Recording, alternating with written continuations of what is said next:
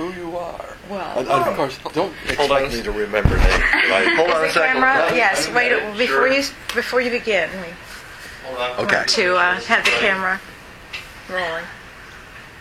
We have to charge first. Okay.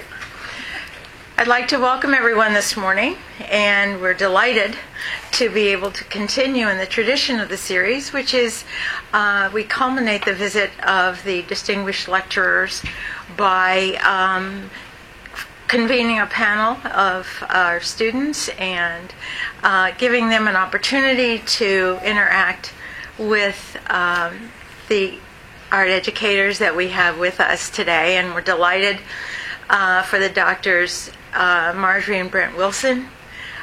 We heard a wonderful story last night of their lives, and so we hope to continue that.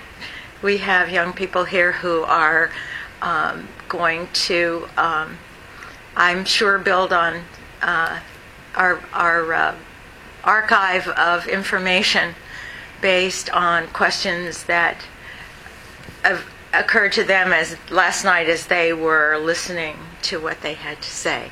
So I think you were sort of arranging a segue into their introducing and finding out who they are. So exactly. I'll turn it over to Dr. Brent.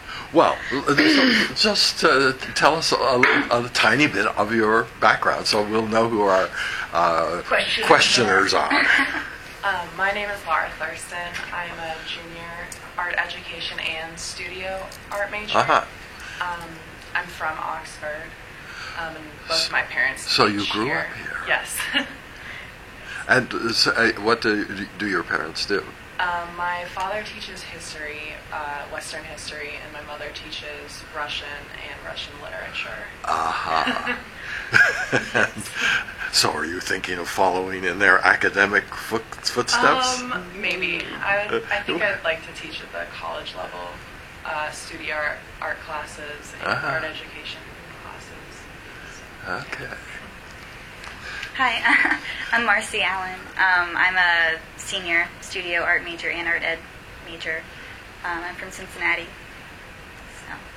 And your parents do? My mother is a preschool teacher, and my father is a retired chemical technician. Uh-huh. Okay, my name is Hannah Zimmerman. I'm a freshman art education and studio art major. Yes, and I'm also from Cincinnati, Ohio. And your parents? My mother is a special ed teacher in an elementary school, and my father is an athletic director in a middle school. Uh-huh. And you notice when we say, "What do your parents do?" It's sort of a way of it's your context. Right. I mean, it's a context that you might be trying to escape in some ways, or at least establish a new tradition. But still, it tells us where you're coming from. Yeah. Okay. Well, now it's your turn, isn't it? Did you have any questions that you would like to direct to them? No, I didn't. Okay. And who would like to ask our first question? And to whom? I will. Marjorie, I was wondering if you could tell us more about the use of film in your curriculum and why you value permanent documentation so much. Film. Well, I did say that my mother took me to the movies at 4. Mm-hmm. And did you understand why she took me? I think so, to experience popular culture. She took me because if you went to the movies at that time, it was the Depression, you could get dishes. Oh, okay. And so I guess 4 was old enough for me to be counted as a person and pay the 8 cents that it cost to get into the movies. Mm-hmm. And so I got a dish, and so she got 2 dishes and she took. Okay. But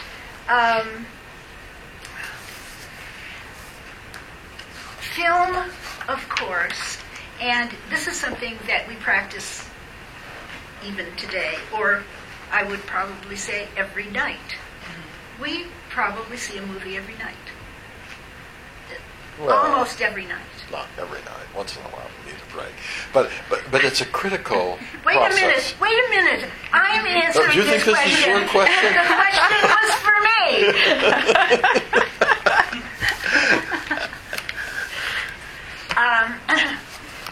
And it's a critical process. We don't just watch the movie.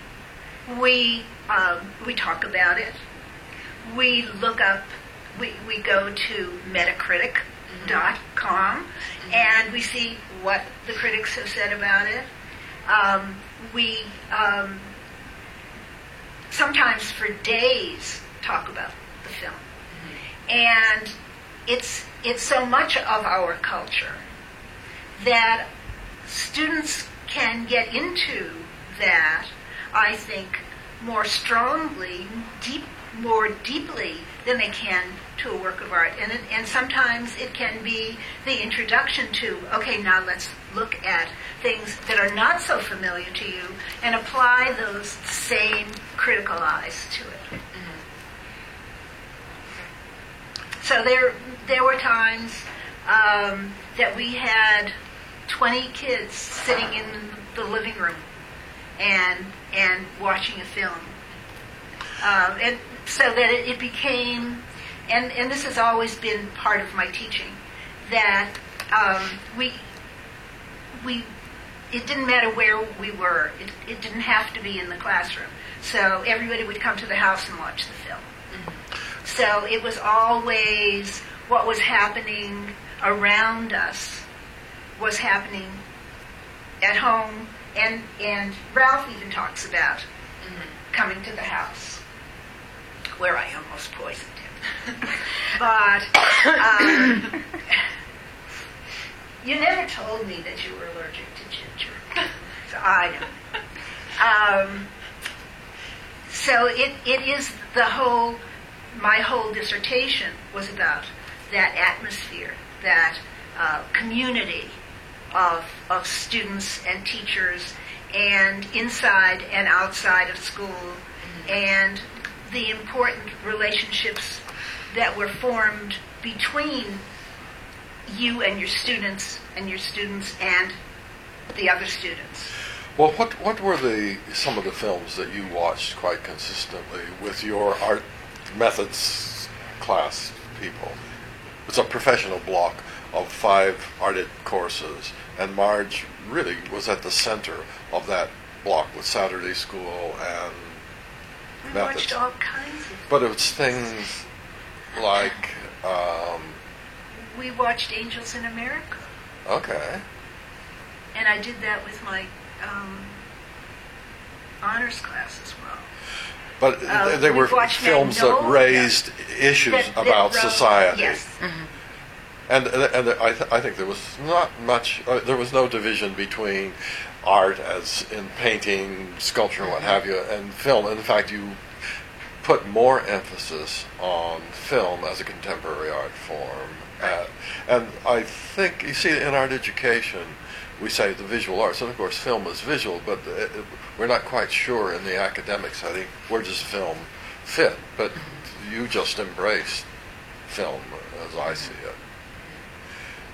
But it had to do with being contemporary and looking at what are the art forms that are revealing things about us at this particular time, and looking at it from perspectives such as that. Right, and of course we could deal with the issues, particularly Angels in America. Have you seen Angels in America? Yes. It dealt with homosexuality and and religion, and with corruption, and if you haven't seen it, it's an HBO and it's 2 films, but it is one of the best. Well, it was a play first, and we actually saw the play when it first back to back came on 2 nights on Broadway, and then the HBO production, which I think is marvelous, one of the best HBO. Right, and I have it on DVD, so I assume it's still available. So, I would think so. So it's all the way from Roy Cohn and McCarthyism, but he was gay but wouldn't admit to it, and then the AIDS crisis and Ethel Rosenberg. Oh yes.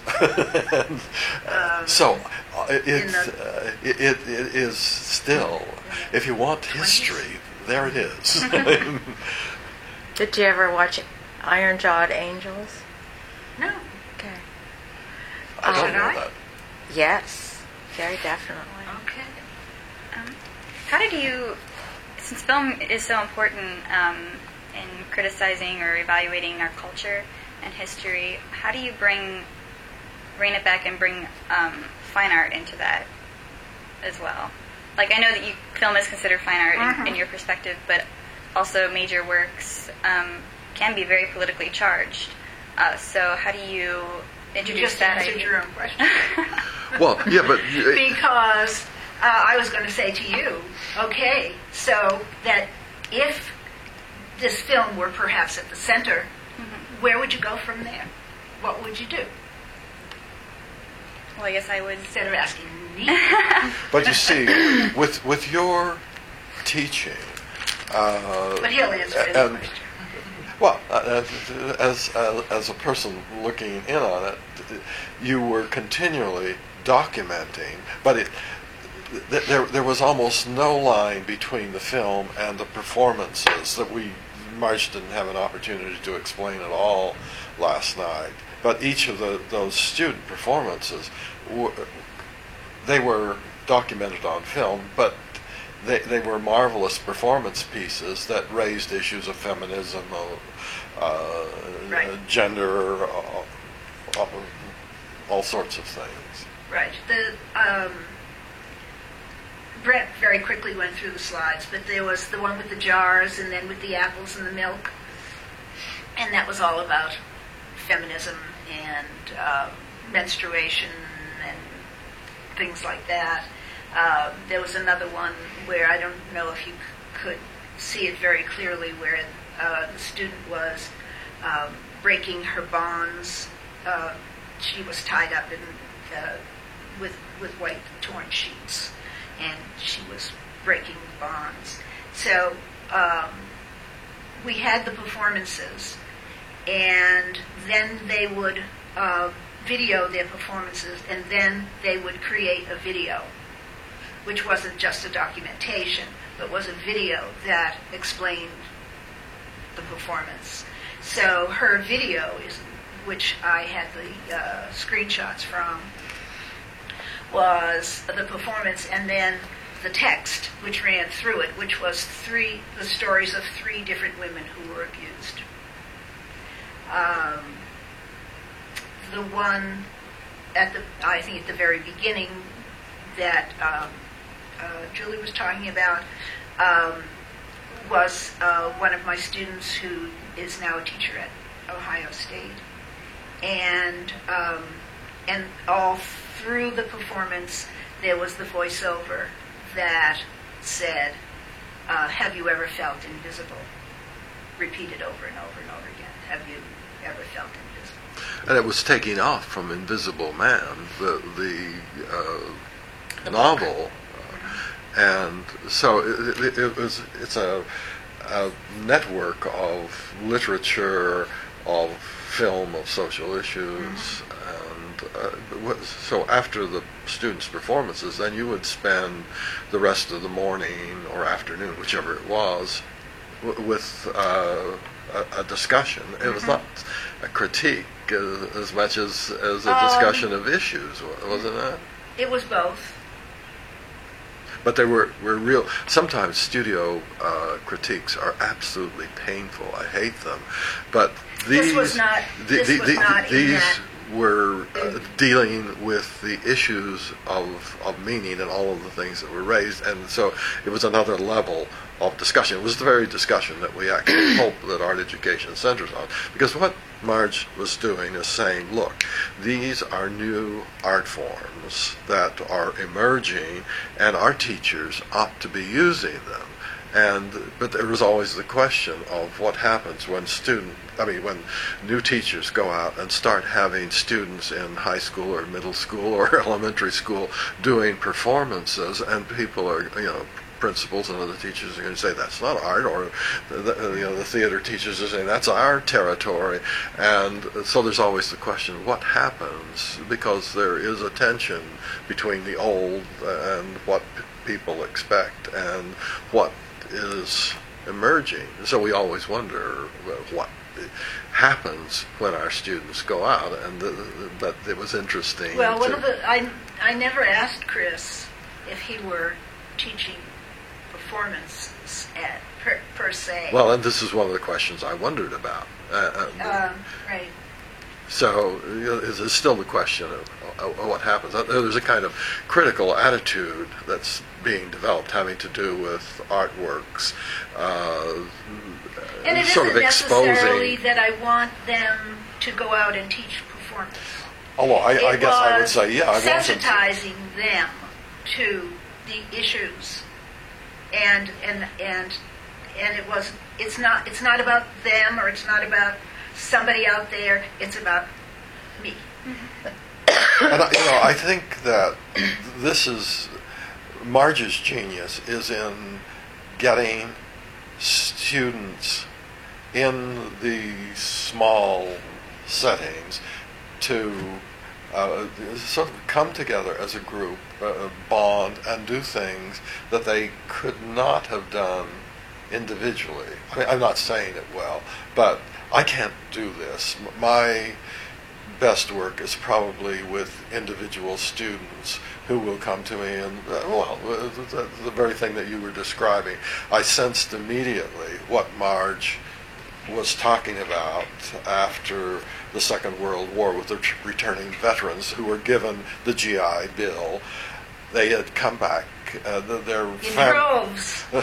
They all wanted to go to college. Well, because they were given the money to go to college, but their families, their parents had not gone to college. This was just amazing. They didn't have to die. I mean, they survived this thing, and they were given money to go to college, that they had probably not thought of before. And so the kind of spirit that was at Mass College of Art at that time was School of Art at the time. Yes. Well, it was the very sort of thing that Victor Turner was talking about in the ritual process that he saw in villages in Denver. Genius, and this is not a mutual admiration society all the time, but Brent's genius is just that. Somebody will say to him, well, I was thinking about, and he'd say, I've got it. Why don't you look at this and this and this and this? And I don't know anybody else who could do that. So that was his genius with graduate students. I'd say his weakness was that he wanted to do the work himself. after he had got them started. And sometimes I did.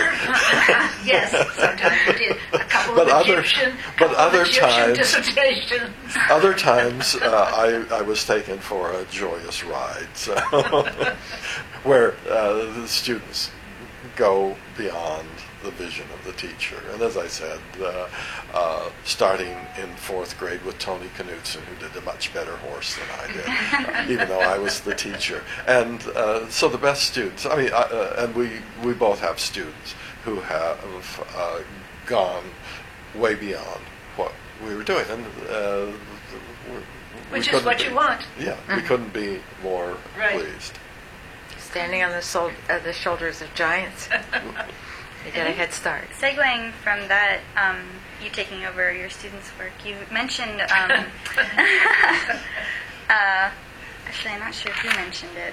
No, you did mention about how it should be called adult-child work. Yeah. I thought that was really interesting because you do hear oftentimes about, especially in the elementary stages, where children will leave their projects halfway done, and so teachers will go in because they don't care about it and finish it for them so they can put it on display. And in a way, that's horrible, but they're just trying to get the work shown completely. So I didn't know. I wanted to hear more about that. Yeah. we have, and this is in the introduction, or the new introduction to teaching children to draw, we talk about 3 pedagogical sites. The 3 sites in which individuals make art and, in effect, learn to make art.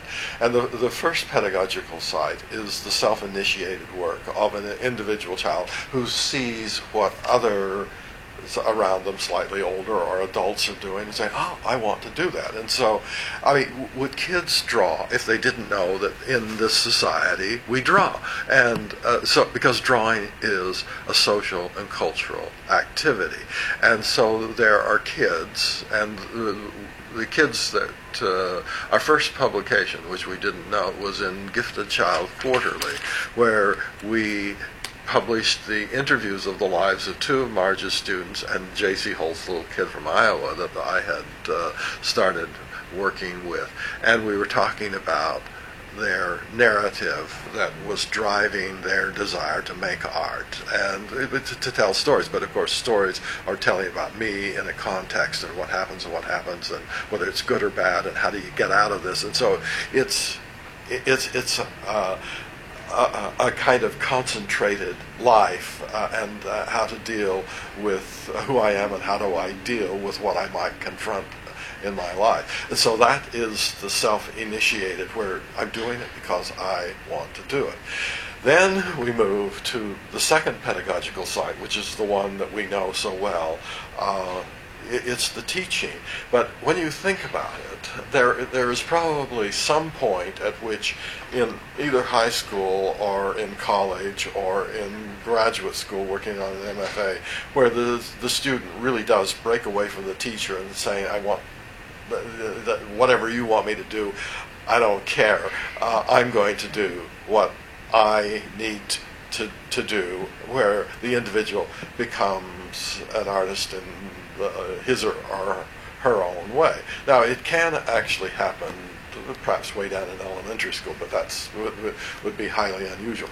In most cases, as you have already seen or you've experienced either in your own teaching or having been a student, the teacher comes in, typically, to a class of about 30 kids and gives a motivation, which is verbal, describing a situation. And Cizik and Lowenfeld and some of the others that you have had in the series, Natalie Robinson Cole, were absolute geniuses at painting pictures with their words, so much so they were creating visual pictures in the minds of kids. And then the kids illustrate these things. I'm oversimplifying, but the kids illustrate, either in drawing or painting or clay or whatever, the pictures that the teacher has painted. So who decides? Even though there is some degree of freedom to decide just how I'll do it, but typically it's a topic or a theme that has been presented. And even if you listen, I have studied the transcripts of Cizik's teaching because his disciple, Wilhelm Viola, transcribed his teaching in, I think, the year something like 1936 or somewhere, where you heard everything that Cizik was saying to the students, and he was, he continually admonishing kids. The top of the head has to touch the top of the paper. The feet have to go to the bottom. Well, this is making things look big and expressive and free and what have you. But he was telling them everything to do. And when you got through, you say, whose work is this? Well, he had a bunch of little... They were programmed, and they were just doing everything that he wanted them to do. And they looked brilliant. And this is where we got the notion of child art. But then I began to say, I've written papers on this that say, whose is this? At best, you say it's an adult-child collaboration, if indeed they're both contributing about equivalent amounts. In many cases, in the worst cases, it is coercion, where the adult is telling the child everything to do.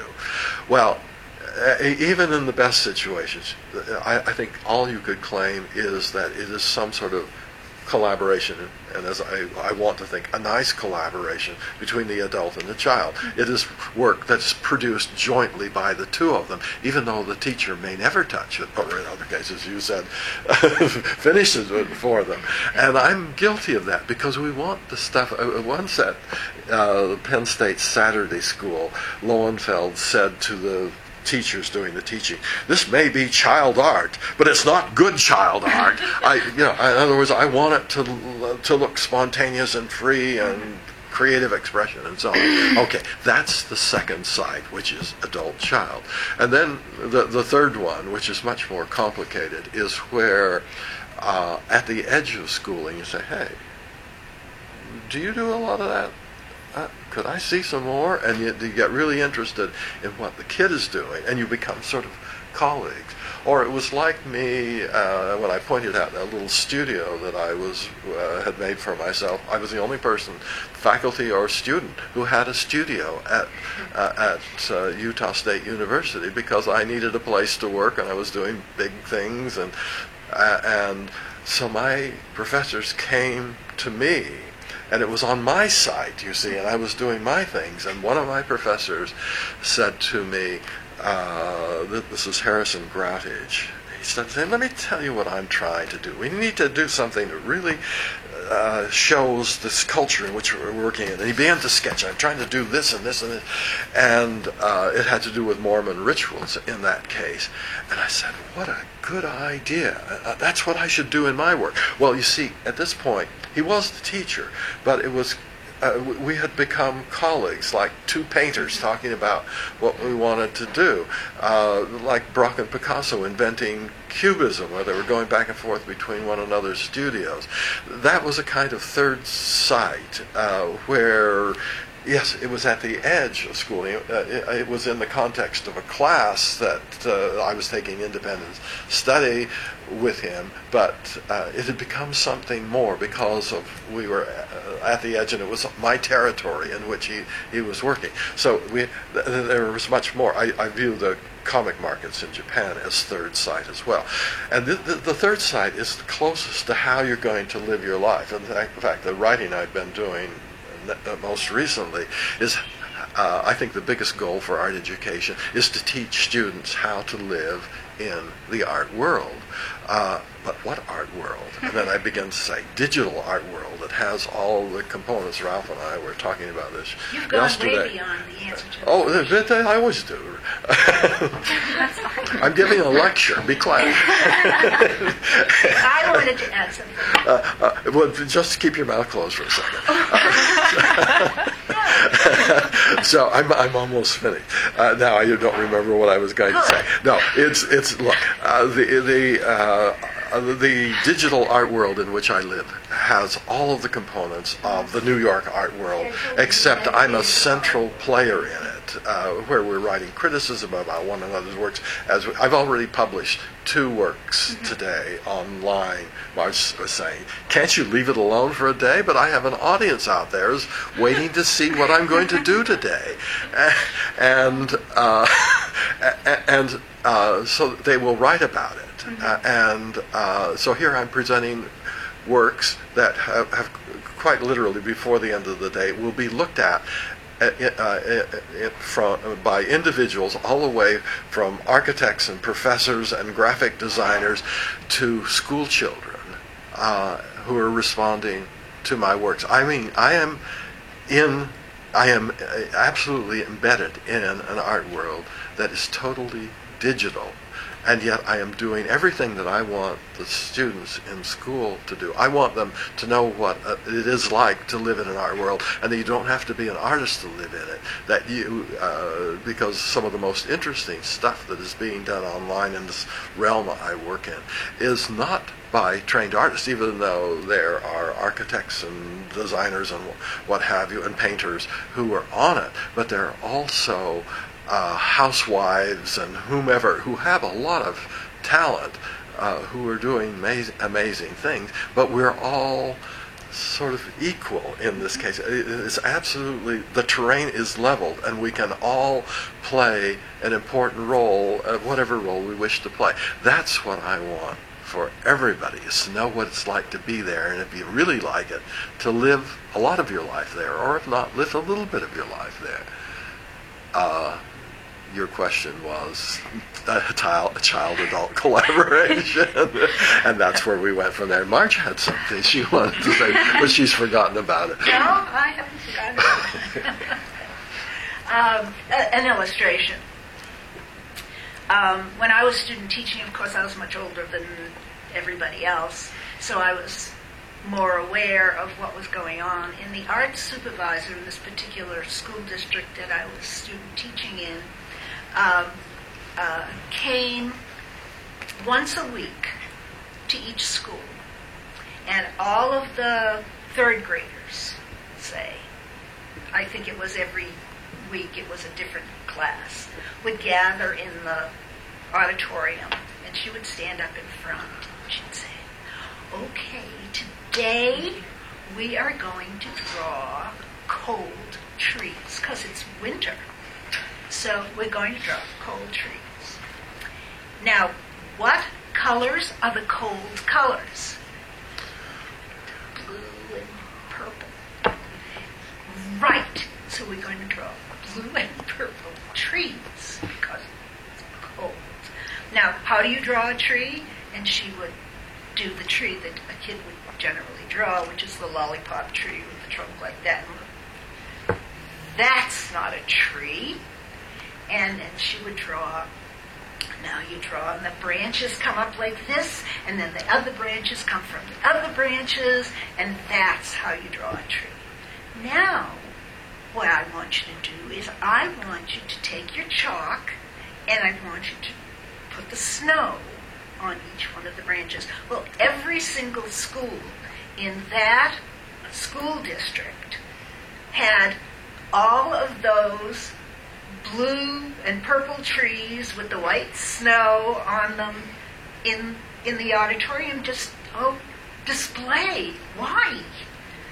It was the same thing in every single school. And see, that's the worst kind of example. And could you say, what does the children have to do with it? I mean, this is adult child art. Right, right. And I went into the school, and there was a kid who had drawn a little man sitting in the tree. He didn't. And I said, wow, that is so great. And he said, teacher didn't like it. So, the worst example, yes. And as Brent said, I'm sorry. As Brent said, you can learn, and I think probably more from bad examples. Oh, I'm not ever going to do that. That's actually what I was going to ask about, if you wanted to elaborate a little bit more on this, or what good examples do you have from teachers, from other teachers that you've observed or worked with? Oh my. That's a tough one.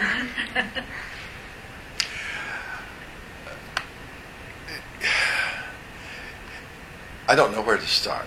Did you notice last night that the implicit in what I was presenting about my education is that I was pretty much left on my own to do my own things. Sort of from the beginning, I had to work it out myself. And this is sort of just the opposite for Marge, where it was the formal academic training in figure drawing and plaster casts. Oh, but that wasn't until college. But you started at Mass College. I mean, at the Boston Museum School. And what did you do there? Mass School of Art. Oh, so it was Mass School of Art at age 14. What did they have you doing? Well, they had us do plaster casts. Right. Okay. Now, what really counted for me in my education is that in one way or another, my teachers sort of permitted third sight activity that always gave me entree to the world beyond. Yes. So let's go. I'm not answering your question, but in a way I am. My high school art teacher was the music teacher and really knew nothing much about art, but he was encouraging. He taught a couple of art classes, and then he did the choirs and the high school was noted for its operettas. And one of the reasons why he took me under his wing was because I was to paint the backdrops for the operetta. We did the Red Mill and the Desert Song, and this was before Broadway shows became well, those were Broadway shows in a way, but from another era. And yet he let me set up my studio in the storage room, which was really quite large, as I was trying to show, with a nice big window and so on. So it was a bright, lighted place with a lot of room, and just let me. I had my oil paints and canvas boards, and I was just painting up a storm. But that doesn't help teachers, Brent. I think that just let them go. Say, "Oh, do whatever you want." No, no. I had an agenda, and I knew what I wanted to do. But you were a very different kind of individual but you see, than these students are going to have for their students. But you see, this is how irregular it was. So this same teacher takes me down to a contact he had at Utah State, Lester Pocock, who was in charge of student employment, and says, look out for something for this kid. A couple of weeks later, I get a call from Lester Pocock. They need a window display man at it was C.C. Anderson's, but it became the Bon Marché. It was a part of the Allied department store chain. And I knew absolutely nothing about window display. I mean, I knew how to milk cows. And but you see all of the ways that this is what teachers do, if you think about it, is that they help students. They facilitate what students want to do, or in some cases what the students don't know that they want to do, but they provide opportunities. And so it is what you do in class. And so when you ask, well, what is the good teaching that you have seen? When I evaluated for the Getty Center, and I did that for 8 years, which meant that I looked at summer institutes that were held in museums. All of the instruction in those summer institutes was conducted by a team of art historians, critics, philosophers of art, and artists, and their art education counterparts, art supervisors, and high school and classroom teachers. And so we lived in art museums, interacting with artworks for 2 or 3 weeks for whatever it was in the summer. Then they were to go back into their classrooms and to begin to create things. But what DBA did was to do just the very thing that we were attempting to do in teaching drawing from art, which is to say, in effect, art comes from art. And so the good teaching that I was seeing in literally hundreds of the school districts, schools, and classrooms where DBAE was adopted is there was an intense study of works of art that were worth looking at, and then saying, how do we take the ideas, not the superficial look of this art, but the ideas that teachers are working on,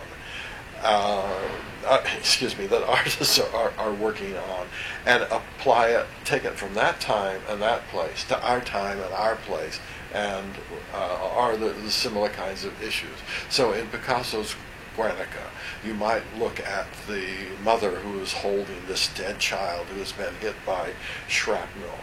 And maybe a student will jump from that to having, this is where it gets very close to what Marge was teaching, where a student might print out literally hundreds of copies of The Dead Child, and then have us sit and crumple these dead child into little balls and discard them and say, this is what happens in China, where female fetuses are aborted because they're female. I mean, and there you are doing this. I mean, this is a powerful use of going from that work and the issue of the massacre of the innocents, and then carrying that notion further to the massacre of the innocents in wombs and so on, and which was a combination of one child and which is the way the Chinese decided that they would control population. But yet, because females were seen to be as less valuable than males, then many more females were aborted than males. And talk about becoming aware of social policy and cultural traditions, but through an artwork. It's a pretty big jump, but in a way you say it is absolutely being true to what is seen in the original work. In other words, the good classroom teaching, and I think this is an example of good second sight teaching, is to say, what issues are being raised in this work, and I keep saying this is what Marge was doing, and then how do I play them out in my own way? It's still a collaboration. I think Marge would probably admit that what your students did, even though they were taking, they were absolutely their ideas, and you were continually surprised, but you knew that if you didn't set up the conditions and lay all of the groundwork where they understood everything, so even though we say her students were brilliant, they were brilliant because of what you had, first of all, established for them and then permitted them to do or encouraged them to do. Both. Now, I haven't answered your question really directly, but I've given you some illustrations. Yes, thank you. I'd like to ask. Did you want to direct that to Dr. Marjorie? Yes, I would. I'm sorry, Laura.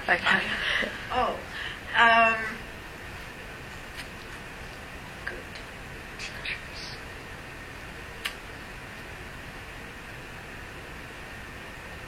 I can't think of any. Really.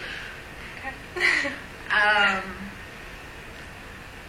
My student teachers were great, but then of course it was this, it was actually me.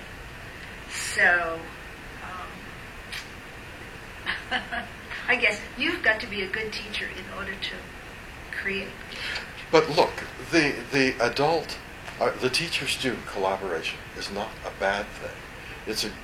I think in principle, definitely not it is a good thing.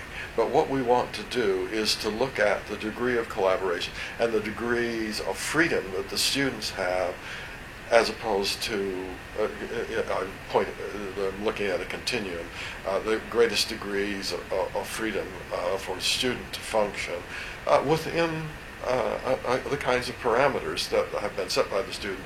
And on the other end, we have this coercion, where you are doing what I tell you to do because I tell you to do it, because I know it's good for you. And you see, there are societal goals. I mean, the educational objectives, whether in art or any other subject, are established because we think it is good for us collectively as a society, as well as you as individuals, for both society and the individual to progress, to meet these goals. And so there it has to be some sort of shared production between the student and the teacher, or the school system and the student body.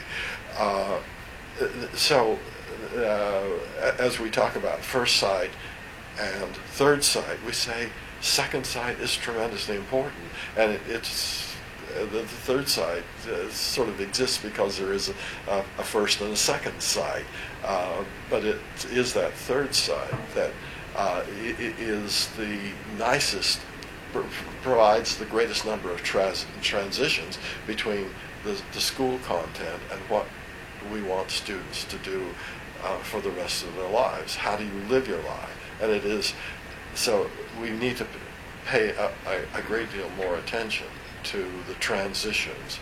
What will you do with this? Why am I having you do this? And how might you use it? I mean, we need to continually explain why we're having students do things rather than just you do it because I tell you to. And I had a supervisor he was appointed art supervisor. He had been an elementary school teacher, and I was teaching in high school. And they couldn't make me the art supervisor because I was a woman.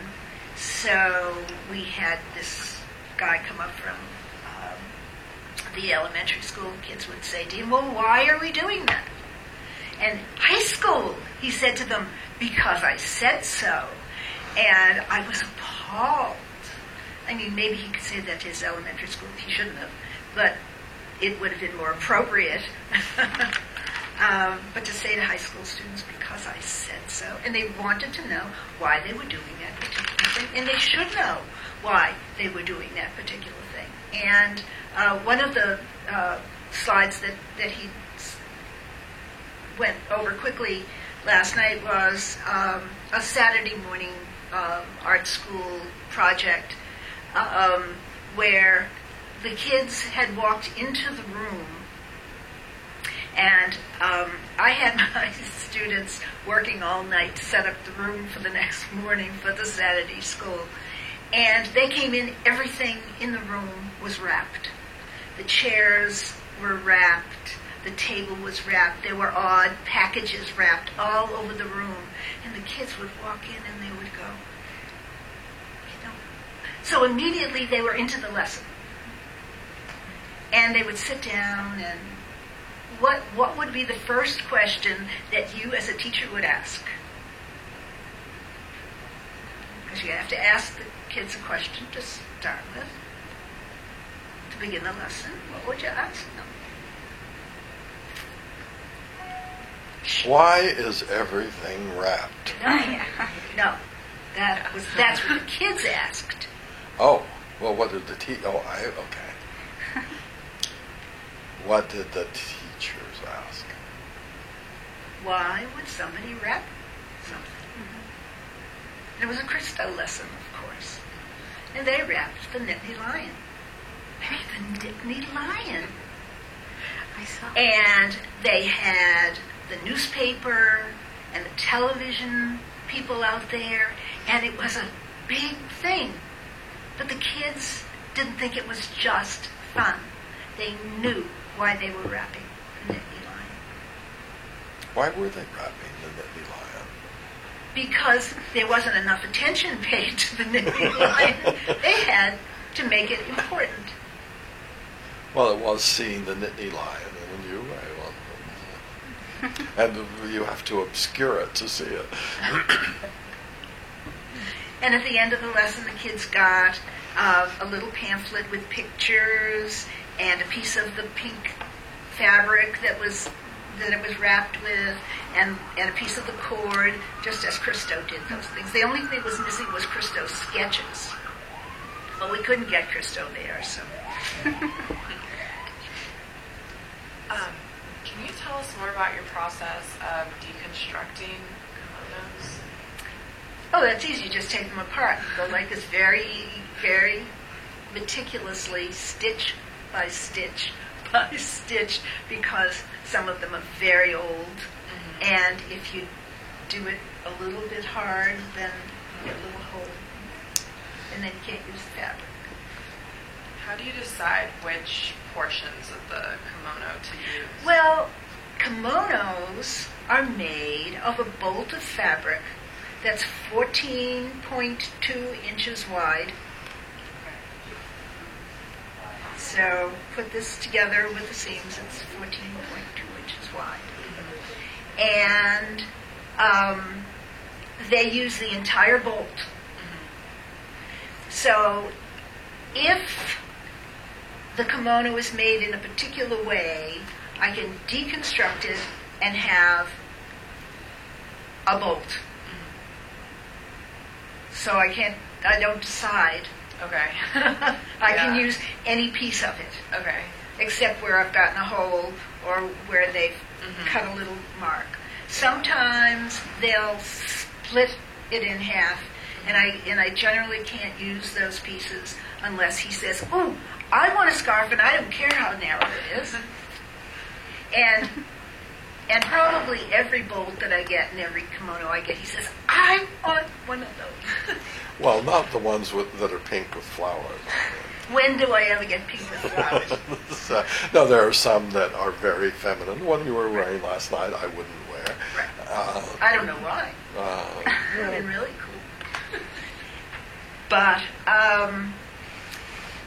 it's fascinating. And the most fascinating part of that is the site in Japan where I get the things.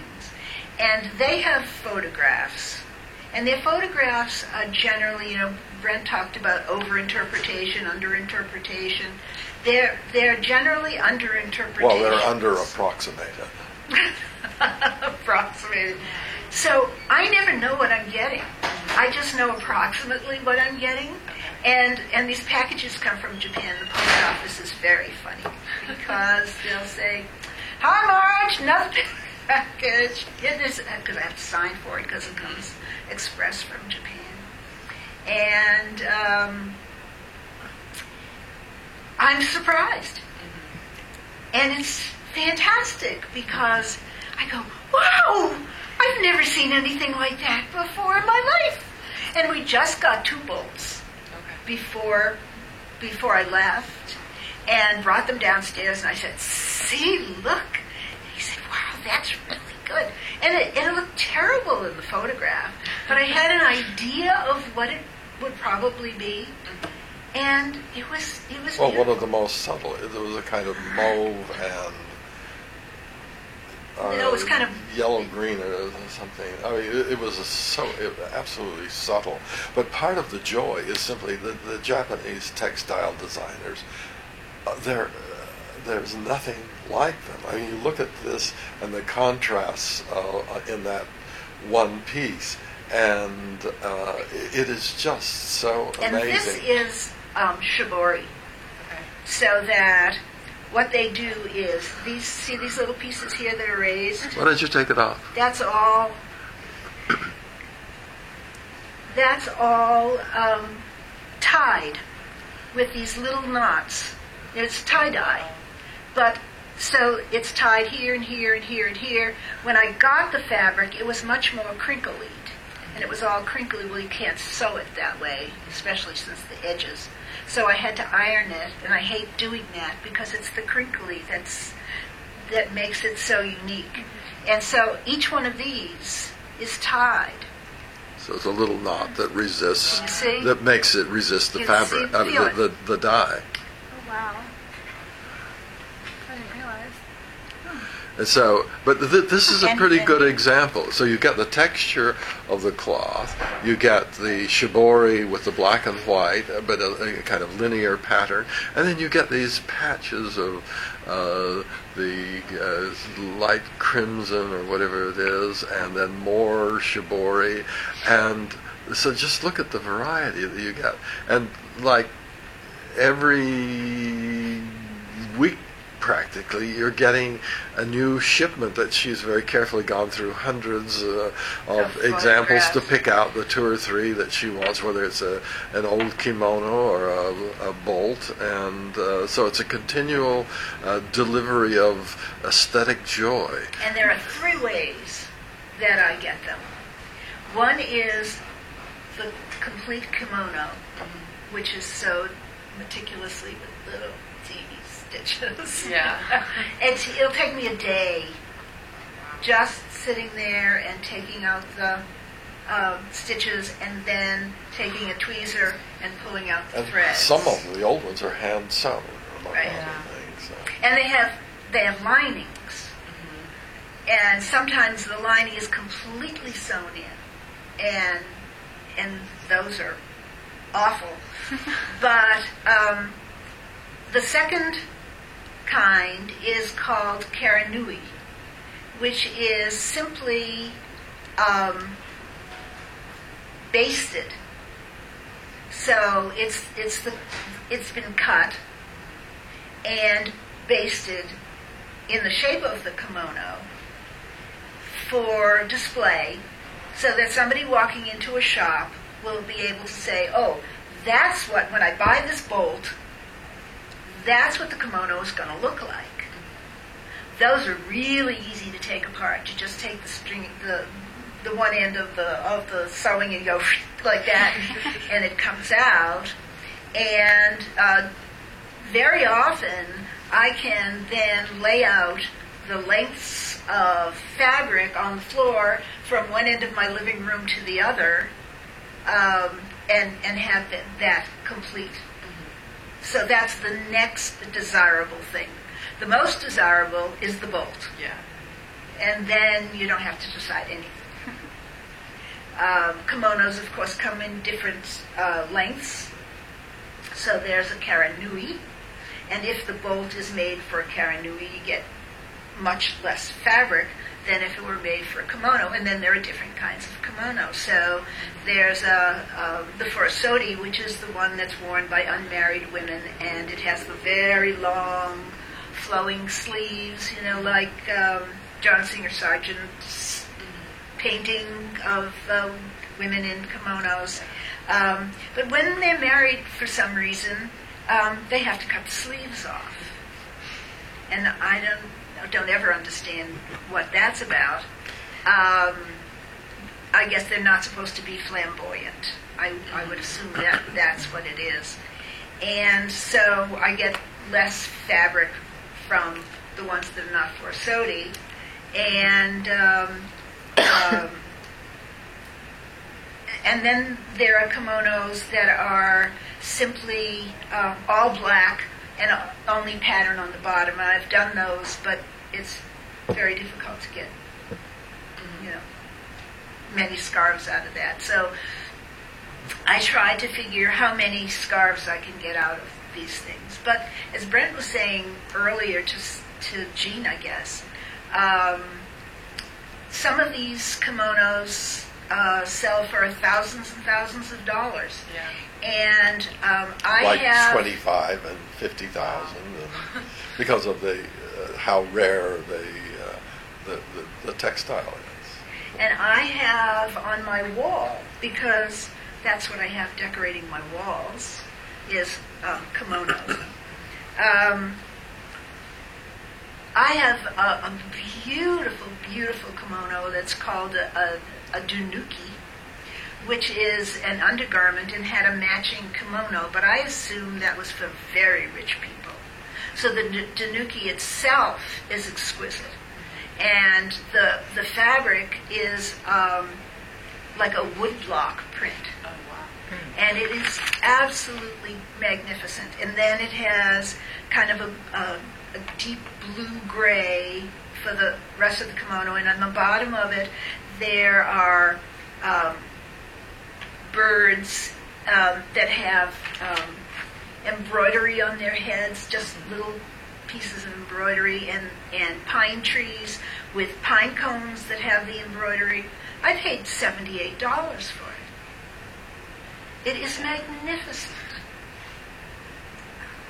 So, But you see, because most people would see it as undesirable. Well, because Japanese people don't wear used kimonos. They only wear new ones, and once it's used, and if they're not going to wear it again, then they sell it. And so you're paying maybe a tenth of what it might have cost Right. originally. well, I've seen the Danuki online, and not even as beautiful as mine, for $1,500. So I get bargains. But that could be a tenth of what it might have cost originally. Oh, sure, absolutely. But these are, Yeah. people online who do it. To segue from that, you mentioned that if you stop doing art, then you should get out of the art education field. And No, he didn't say that. No. He said he had said that to himself. Oh, to yourself. Okay. It was a promise he made to Yes, himself. it was a promise to It was myself. not a blanket statement to But then anybody last night else. I forgot. Well, finish your question. Okay. Then I'll It's give kind you of a the two-part answer I question. want anyway. I just thought that was really inspiring because I think all of us are dual majors in art ed and studio. Well, you see, typically, most art teachers go into the field not necessarily because of their love for not first because of their love for teaching, but rather the love for art, the desire to make art. And then you say, well, how can I make a living in this field? I could teach what I love, and my teaching will, in one sense, underwrite my art making. That was my attitude. Although I come from, even though my father was a farmer, my great-grandfather and my great-great-grandfather were teachers. And on another side of the family,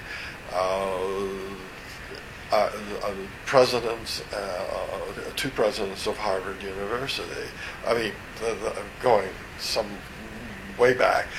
So I come from that kind of tradition, but I didn't really know it at the time.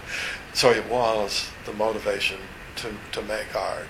And yet I think I knew from the very beginning that I was not going to be a great artist. I have a love for art making, but March has much more of what would we call the technical and sort of disciplined skills when it comes to figure Right. drawing So and I that never sort of called thing. myself an artist, although I was really, really good at everything that I did. But that's not being an artist. It was yes, I can draw these plaster casts better than anybody else, right? But that didn't make me an artist. It made me a technician, a mechanic.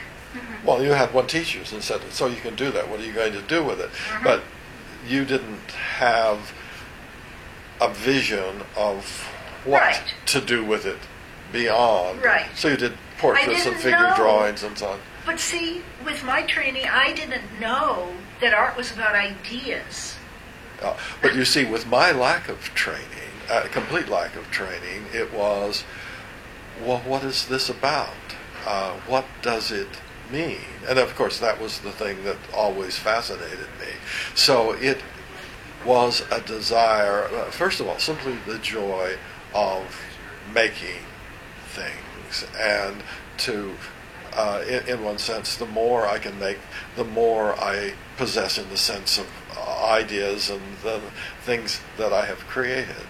And but what I was going to say that I didn't say last night, with the kind of the teaching, heading the art education program at Penn State, working with a lot of doctoral students, I don't know, 100, 150 that I might have chaired over that period of time, and doing all the work outside the university, even though we built a studio on our house, in a huge studio.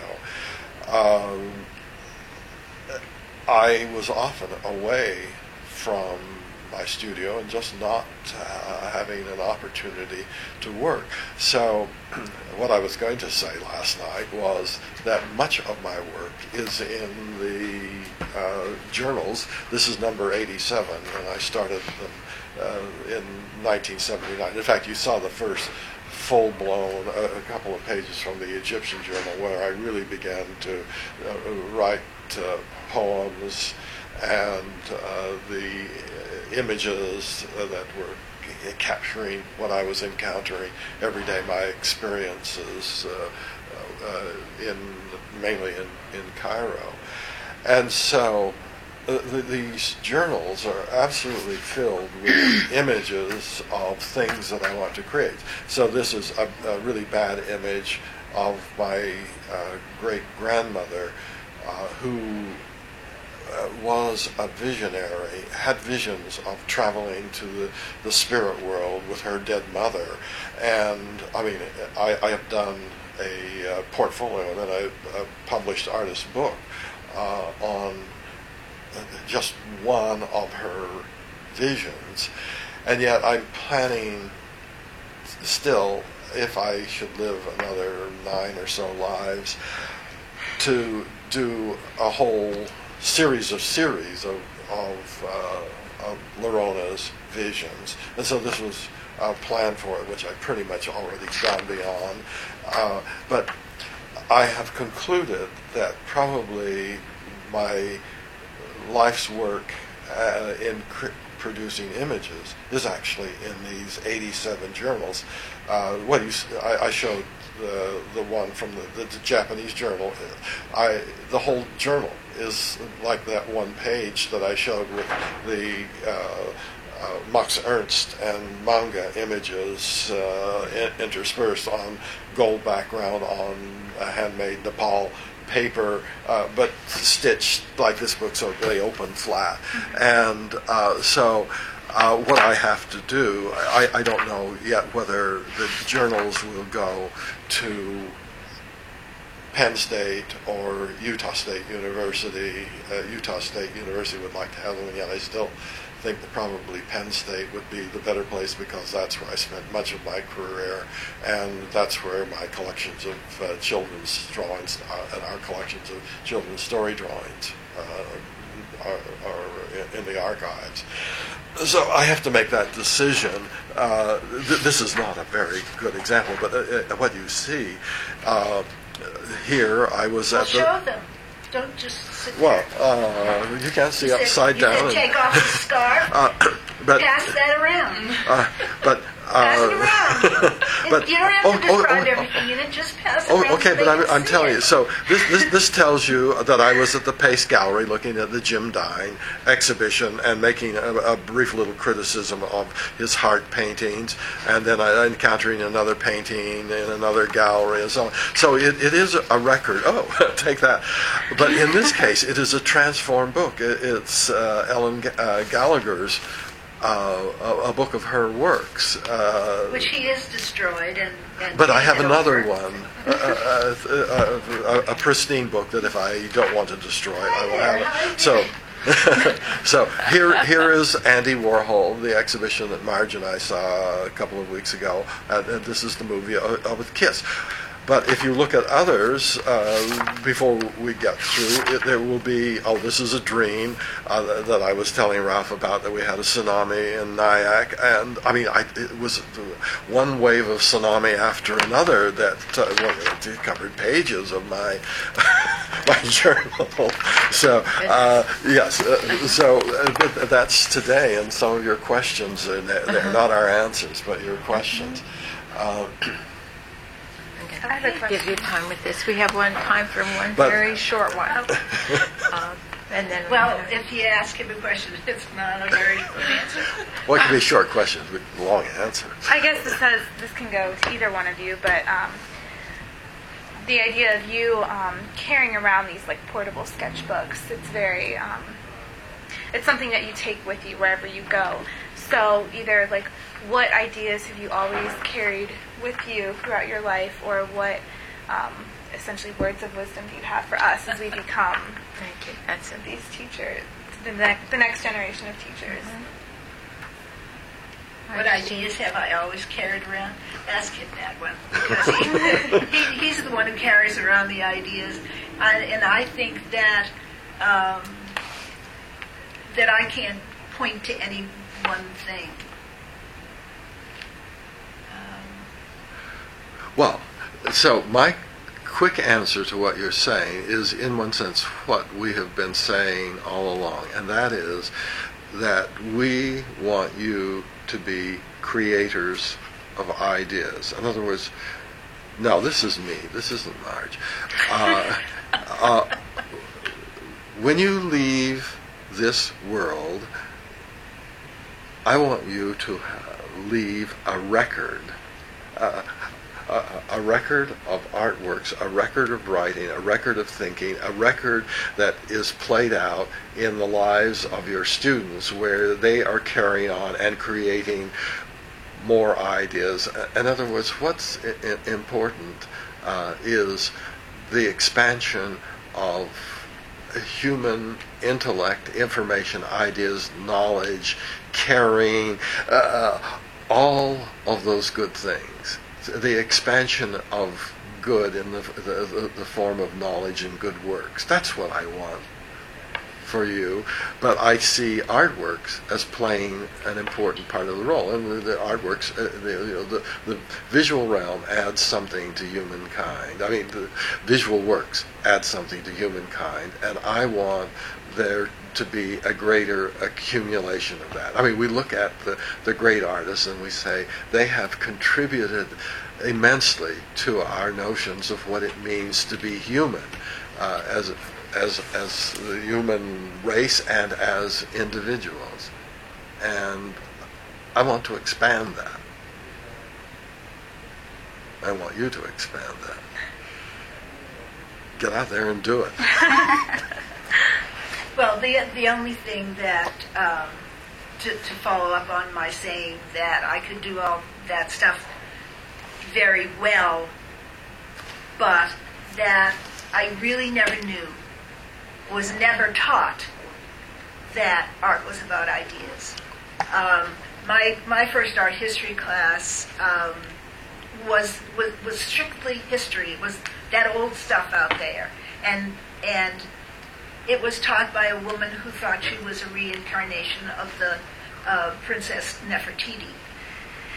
Do you know that well, the long with neck, a long neck? yes. She used to walk around like this. It wasn't a far cry. I think she probably was Nefertiti, but that's Yoko Ono. yes, I mean, saw I was Yoko at Ono. one of the I was art talking. fair. I was talking. I know you were, but Yoko Ono just walked by. But and it wasn't until I really, really understood how much we need to deal with ideas, and as you see, that was so much a part of my teaching, and I think that was my art. Okay? So it's ideas, and I think that's the important thing. But you were passing on your vision of Well, what but that was afterwards. What I'm saying is that I didn't understand that, Yeah, and when I did, that became my vision, and that was what I was carrying to my students. Yes, and so you transformed yourself from a technician. It was when you started working with performance and installation that you really did deepen and broaden enormously what you were doing. Well, Oh, I'm sorry. You can't stop now. Okay. Here, we'll pass this around. This is a part of my one of the several pieces I've made of my great grandmother's visions, and that's a brochure from my. And who designed New your York brochure? show. Oh, who designed the brochure? Yes, it's Marge is a superb graphic designer.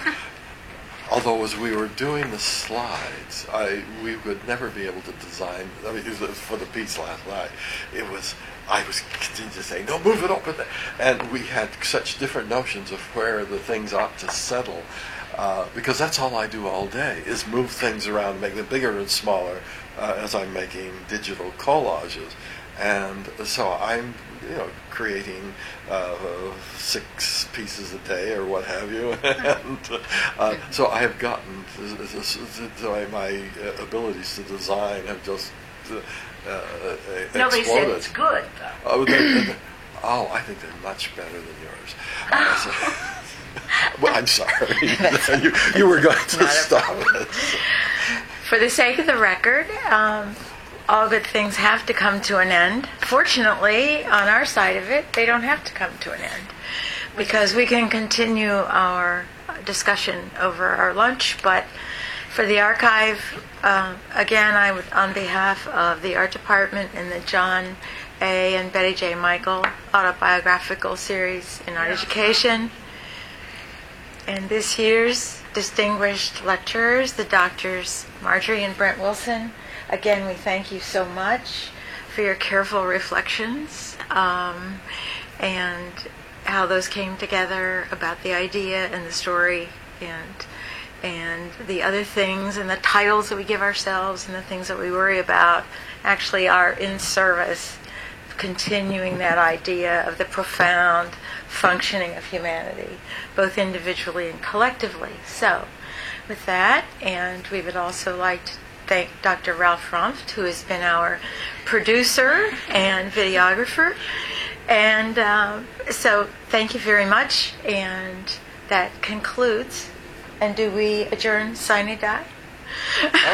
Well, and for both of us, thank you so much for your questions, your hospitality, and for the opportunity for us to reflect. And with a few more probes, we might even get Marge to get her life story down, because it needs to be gotten down. And she made a start on it. Let's just keep her going. Tell her you want to read about it someday.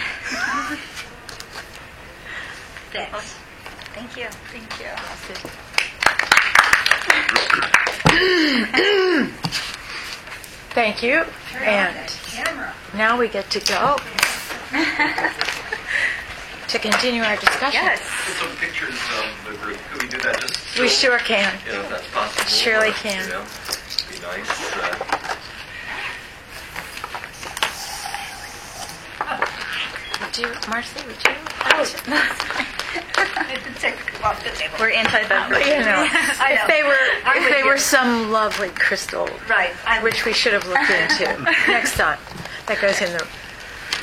Come on over here. Just these things.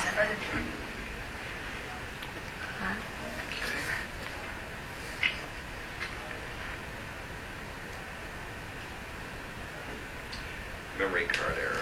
I'm telling you, it's Mine's in my office. If you want to okay. I use think it. it'll come back. Maybe not. All right, let's try one more time. No, it's not going. So, oh well. I'll go get mine. Sure. Thank you. It's charged and everything. Watch Yeah, it do I don't something know what here. happened with this After I one said that. yesterday, It said, that's what it said. It said, I did all my work yesterday. Why are you bothering me today? Well, there we go. Yes.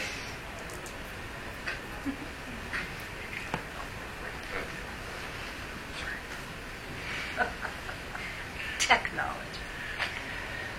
Thank you, Brent. Really. Well, it was it was really a treat for us, as you can see. We have a graduate program, but it's sort of in limbo. We're reworking it, and you probably spoke to Jean Langen, where it's going to be some kind of a hybrid program. But I've written several proposals for some new courses for the program itself, but not the graduate program. So she's kind of working on that.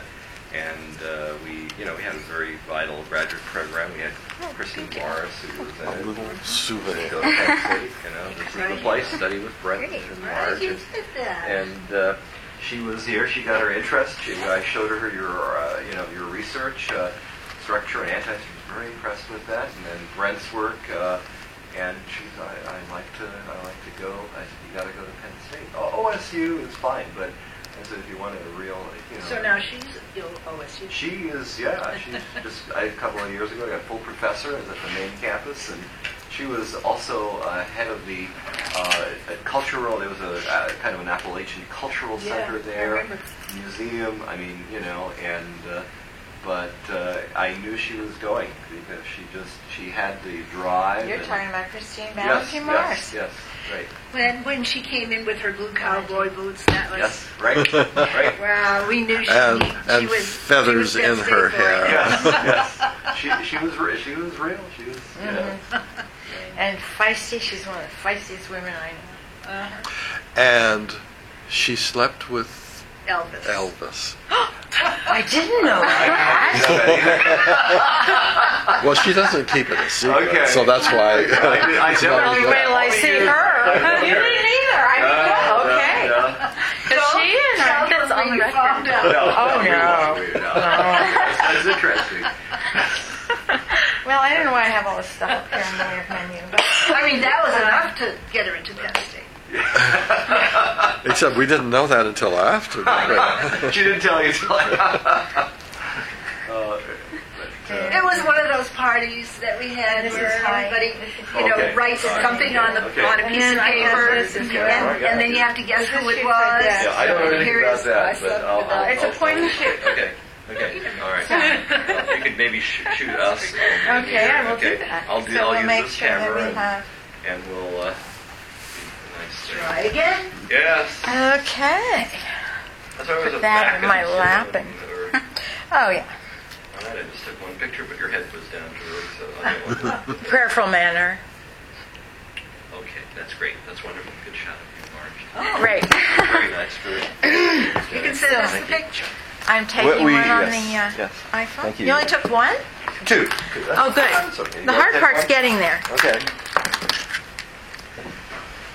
Well, we wish you the best as you continue your career in art education, and I hope you become teachers and remain Inspiring. artists if you wish to be as well. These are the story. Marcy is president of the student chapter. She has a real advocacy sense. She has organized amazing things. Once a month, they go to inner city Hamilton, which is a relatively 60,000 people. It's the largest Hispanic population in the state. And they mentor young ladies, and they do art with them as exemplary role models. And it's a dangerous area even to go in, and they do it. And so that's one of the initiatives. We had a show in downtown Hamilton, an really excellent show, documented that. I just gave her the CD. Wonderful work by art ed majors, reflective, thoughtful work. She's wonderful as an artist.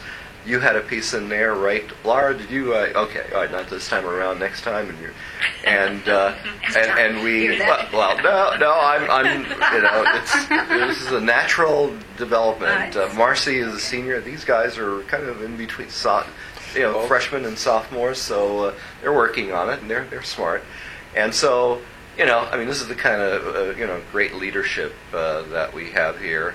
And someone who wants to make a difference, truly, as you're mentioning. It's the tradition of Miami, of Ohio.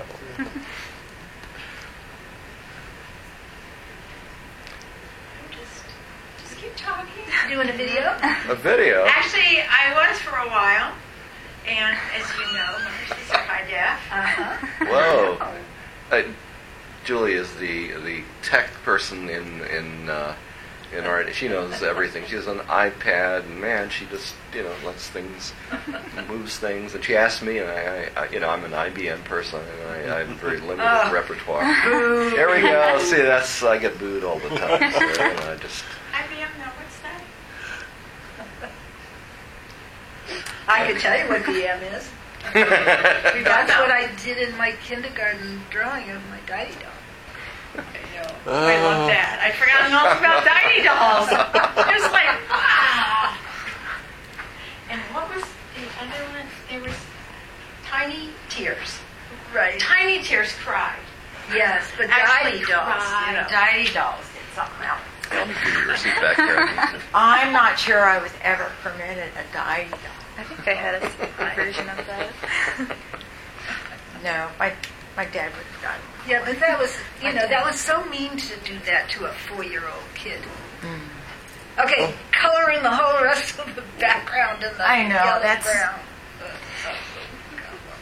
I haven't opened that now. A mean little kid being Back into, and these are cool. I think I just turned it upside. encouraged. So let's go to lunch before we lose our train of thought. I'm going to do two things. I'm going to dismantle this to get that to Jumi, because she's going to put it on the computer and then be editable. She'll be able to do that. So then I'll come over and join you over there. All right, It's and going to take then a few I'll minutes. This is important. Pop because- down to after you get there. I need to pick up. I have a mailing to the bookstore. Okay, sure. To send those. Sure, posters. sure. That would be great. It's been going. Well, this is going to be. I'm just, pumped and ready to go.